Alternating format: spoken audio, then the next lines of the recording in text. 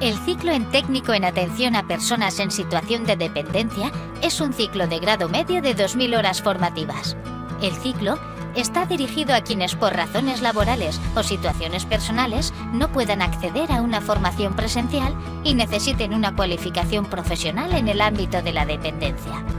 Con el objetivo de que cada alumno o alumna pueda construirse un itinerario formativo adaptado a sus necesidades y a su ritmo de aprendizaje, esta se oferta en modalidad semipresencial.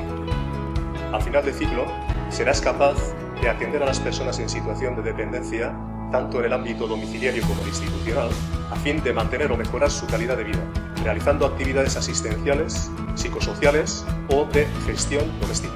Para garantizar la adquisición de todas las competencias asociadas al título, el aprendizaje online se complementa con sesiones presenciales. La asistencia a estas sesiones es obligatoria, por lo que para facilitar el acceso al alumnado se dispone de una red de centros colaboradores.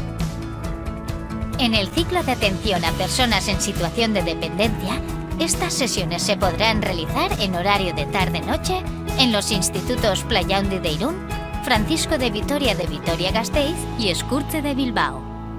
Ello te permitirá trabajar como cuidador de personas en situación de dependencia, tanto en instituciones y domicilio, y como teleoperador en teleasistencia. El modelo formativo del centro, apoyado en metodologías activas y orientado a aprender haciendo, es reforzado en todo momento de un seguimiento y una tutorización personalizados. ULI me ha permitido retomar mis estudios y gracias a la flexibilidad de la metodología puedo compaginar mi trabajo con los estudios.